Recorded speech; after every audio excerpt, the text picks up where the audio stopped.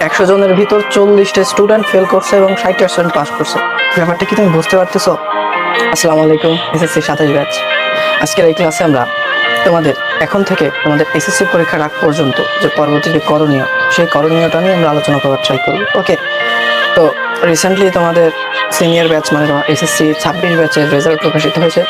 তো তোমরা সবাই রেজাল্টের যে ধস এটা তোমরা দেখতে পাচ্ছ, অ্যারাউন্ড 62% হচ্ছে পাস, অ্যারাউন্ড 62% হচ্ছে পাস করছে। তার মানে আমরা যদি বলতে চাই যে 60-40% হচ্ছে পাস ফেলের হিসাব হয়েছে।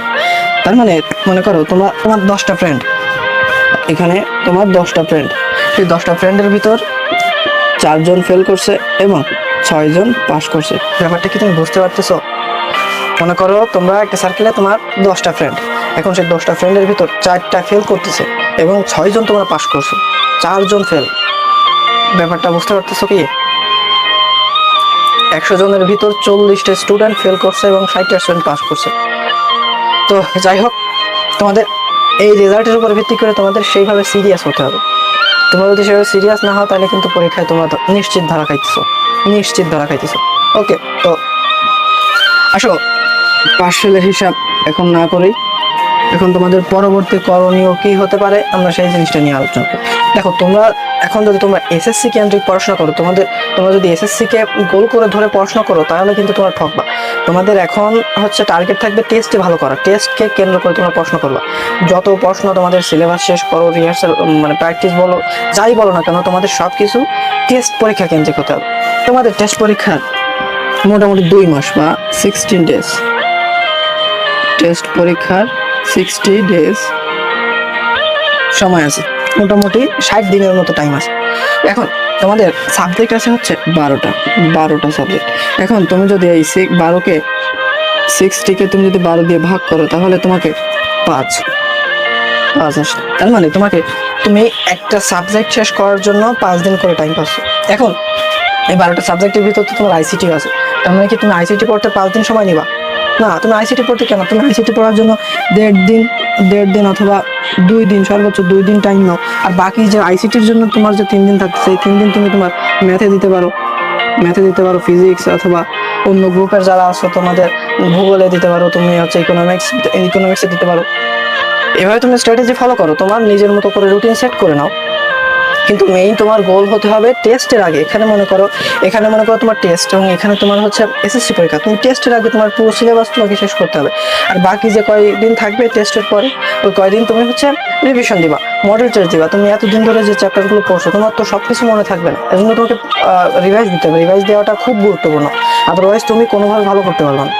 হ্যাঁ, তো এমসিকিউ গুলো তোমার কোর টপিকস থেকে এমসিকিউ আসবে, সেগুলো তুমি যদি রিভিশন না দাও তুমি তো ভুলে যাবা, তুমি হচ্ছে কনফিউশনে পড়বা, তোমার এ হবে না ডি হবে, এই বিষয়টা নিয়ে তুমি গোলাই ফেলবা। ওকে, তো এক সাবজেক্ট পার সাবজেক্টের জন্য তুমি 5 দিন করে টাইম পাচ্ছ। তো এখানে আইসিটির জন্য, তোমার ধর্মের জন্য তোমার তো 5 দিন লাগবে না, তোমার আরো অনেক কম লাগবে। ধর্মের জন্য 2 দিন অথবা 3 দিন লাগতে পারে।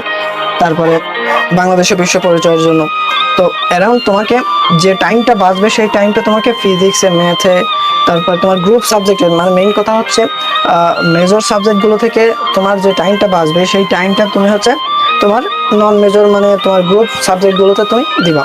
ওকে, এখন তোমাদের ভিতর হচ্ছে 3 ক্যাটাগরির স্টুডেন্ট আছে, যারা তোমরা মোটামুটি ভালো পড়াশোনা করছো, তোমাদের মোটামুটি শেষ, অল্প কয়েকটা চ্যাপ্টার বাকি আছে, একটা ক্যাটাগরি। আরেকটা ক্যাটাগরি আছে যাদের তোমাদের হচ্ছে মিডিয়াম ক্যাটাগরি, মনে করো 10টা বা 12টা চ্যাপ্টার আছে, তার ভিতর তোমরা 5টা 6টা শেষ করছো। এবং আরেকটা ক্যাটাগরি তোমাদের ভিতর আছে যারা তোমরা কিচ্ছু পড়াশোনা করো না, তোমরা এখন থেকে শুরু করতে যাচ্ছ এবং তোমরা সুন্দর একটা কামব্যাক দিয়ে তোমরা এসএসসিতে একটা ভালো রেজাল্ট করতে চাও। তো তোমাদের 3 জনের জন্য 3 ধরনের স্ট্র্যাটেজি হতে পারে। দেখো, প্রথম ক্যাটাগরি হচ্ছে যাদের তোমাদের মোটামুটি সিলেবাস অনেকটা 80% শেষ।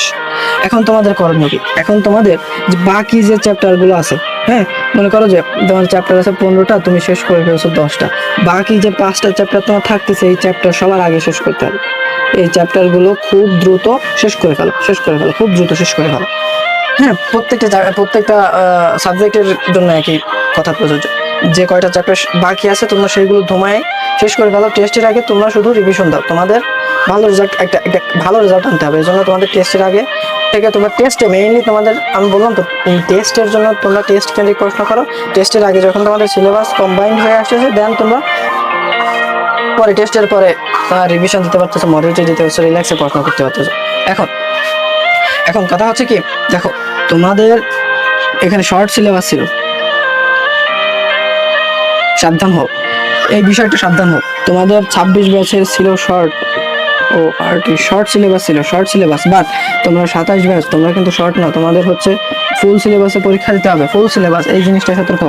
যাদের শর্ট ছিল তাদের মনে করো বইয়ে চ্যাপ্টার আছে হচ্ছে 15টা, এদের ক্ষেত্রে চ্যাপ্টার ছিল 8টা অথবা 9টা অ্যারাউন্ড। হ্যাঁ, তো 15টার ভিতর 8টা 9টা প্রায় অর্ধেকের মতো তাদের পড়তে হচ্ছে, 50-60% তারা পড়ছে। হ্যাঁ, তো এখন কিন্তু তোমাদের 50-60% পড়লে হচ্ছে না, তোমাদের 100%, তার মানে 15টা চ্যাপ্টার ধরেই তোমাদের পড়তে হবে, 15টাই পড়তে হবে। এখান থেকে তুমি একটা দুটো স্কিপ করো বাট সেটা ব্যাপার না, কিন্তু তোমাকে 15টাই পড়তে হবে। কারণ তুমি বুঝতে পারছো তোমাকে কতটা সিরিয়াস হতে হবে। তাদের ওদের ছিল হচ্ছে শর্ট 8টা 9টা চ্যাপ্টার ছিল, আর 15টার ভিতর আমি ধরছি। তো যদি 15টা থাকে তোমাদের কিন্তু 15টাই শেষ করতে হবে। যেমন তোমাদের ম্যাথে আছে হচ্ছে 17টা চ্যাপ্টার।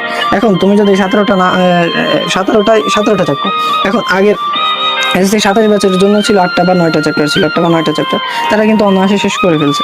এসএসসির আগে যে গ্যাপগুলো ছিল সে গ্যাপে পরে শেষ করে ফেলছে। এখন তুমিও কি তাই পারবা? না, তোমাকে 17টা চ্যাপ্টার তোমাকে রিভাইজ দিতে হবে। তাহলে তুমি ওই একদিন 2 দিন বন্ধের মাধ্যমে তুমি কিভাবে শেষ করবা? এটা ঝামেলা না, তো এই জন্য তোমাকে আগে থেকে শেষ করে রাখতে হবে। ওকে, তো আসো দেখো, যাদের তোমাদের 80% শেষ, তোমরা বাকি যে চ্যাপ্টারগুলো আছে সেগুলো শেষ করে ফেলবা। হ্যাঁ, এখানে লিখে দিই বাকি যে চ্যাপ্টারগুলো আছে তোমাদের সব শেষ করে ফেলতে হবে। এখন তোমরা যারা মিডিয়াম ক্যাটাগরি আছো, তোমরা মনে করো 17টা চ্যাপ্টার আছে ম্যাথে, তোমরা এখানে 6 থেকে 7টা চ্যাপ্টার তোমরা শেষ করছো। বাকি আরো যে তোমাদের 10টা চ্যাপ্টার আছে ওগুলো তোমাকে এখন শেষ করতে হবে। তবে 10টা চ্যাপ্টার তো তুমি 2 মাসে শেষ করতে পারবে না। মনে করো ত্রিকোণ ম্যাথের ক্ষেত্রে আমি যদি বলি, পরিমিতি বানান কি হচ্ছে না আমি জানি না, ভুল মার্জনীয়। হ্যাঁ, পরিমিতি তোমাদের পড়তে হবে, পরিমিতি। তারপরে তোমরা হচ্ছে ত্রিকোণমিতি, তারপরে তোমাদের আছে হচ্ছে পরিসংখ্যান। এই 3টা চ্যাপ্টার মাস্ট। এখান থেকে দেখো তোমার 2টা সৃজনশীল আসবে, তার মানে তোমার 100 ভাগে 4 ভাগই কোশ্চেন আসবে হচ্ছে এখান থেকে। 25%, 25 মার্ক তোমার এসকিউতে আসবে, এমসিকিউতে আসবে এসকিউ দিয়ে, আর 20 মার্ক 2টা সৃজনশীল আসবে হচ্ছে তোমার পরিসংখ্যান থেকে। তার মানে বুঝতে পারতেছো এই চ্যাপ্টারটা কতটা ইম্পর্টেন্ট, বুঝছো? তো পরিমিতি, ত্রিকোণমিতি, পরিসংখ্যান, এই 3টা। তারপরে তুমি যদি বীজগণিতের ক্ষেত্রে আসো, বীজগণিতের ক্ষেত্রে তোমাকে সেট ফাংশন লিখলাম না, সেট আর হচ্ছে বীজগণিতীয় রাশি,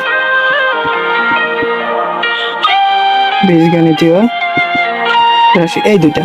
হ্যাঁ, তারপরে আরো এখন ত্রিকোণমিতি, সেট, বীজগণিত গেল। এবার তোমার হচ্ছে এই সম্পদ উপপাদ্যের ক্ষেত্রে তোমাকে সম্পদ জ্যামিতি অংশটা শেষ করতে হবে, জ্যামিতি আর বৃত্ত। দেখো এইগুলো যদি তুমি শেষ করতে পারো তাইলে এখান থেকে তুমি 50 মার্ক তুমি ইজিলি আনসার করতে পারবা। দেখো এখান থেকে একটা আসবে, এদের 2টা থেকে একটা আসবে, তাহলে তোমাদের তিনটা ত্রিকোণমিতি থেকে অথবা ত্রিকোণমিতি থেকে একটা আসবে ইনশাল্লাহ, পরিমিতি থেকে একটা আসবে, জ্যামিতি, বৃত্ত এখান থেকে মিলে একটা আসবে। এগুলো যদি তুমি শেষ করো, টপিক দেখো কয়টা, 17টা চ্যাপ্টার থেকে আমি কয়টা, 3টা 4টে 5টা 6টা 7টা চ্যাপ্টার তোমাকে এই করে দিচ্ছি। সাথে যদি আরেকটা অ্যাড করতে চাও সেটা হচ্ছে ধারা, সসীম ধারা, অসীম ধারা। তো এই চ্যাপ্টারগুলো তুমি যদি শেষ করতে পারো তাইলে তুমি অনায়াসে একটা ভালো মার্ক তুলতে পারতেছো। হ্যাঁ, তো এই তো এইগুলো হচ্ছে তোমাদের মিডিয়াম ক্যাটাগরি যারা আছে এখন আপাতত, মিডিয়াম এবং একদম যাদের করুণ অবস্থা, যাদের তোমাদের মিডিয়াম এবং তোমাদের পুয়ার অবস্থা, তোমরা সবাই এই চ্যাপ্টারগুলো আগে শেষ করো। ম্যাথের ক্ষেত্রে বিশেষ করে জেনারেল ম্যাথের ক্ষেত্রে এই চ্যাপ্টারগুলো শেষ করো তোমাদের টেস্টের আগে, বিফোর টেস্ট, BEFO আর বিফোর টেস্টের আগে তোমাদের এই চ্যাপ্টারগুলো শেষ করতে হবে। একই কথা প্রযোজ্য প্রত্যেকটা সাবজেক্টের ক্ষেত্রে, ইংলিশের ক্ষেত্রে, বাংলার ক্ষেত্রে, তারপরে হচ্ছে ফিজিক্সের ক্ষেত্রে, কেমিস্ট্রি, প্রত্যেকটা। যেহেতু আমি ম্যাথ পড়ার জন্য ম্যাথেরটা বলতেছি, তোমাদের অন্যান্যগুলো তোমরা নিজেদের মতো করে নাও। হ্যাঁ, মেইন কথা হচ্ছে তোমাদের এই যে 60 দিন, অর্থাৎ যদি বেশি পাও তাহলে তো আলহামদুলিল্লাহ, তাহলে ওই পাশে রিভাইসে টাইম কম পাবা।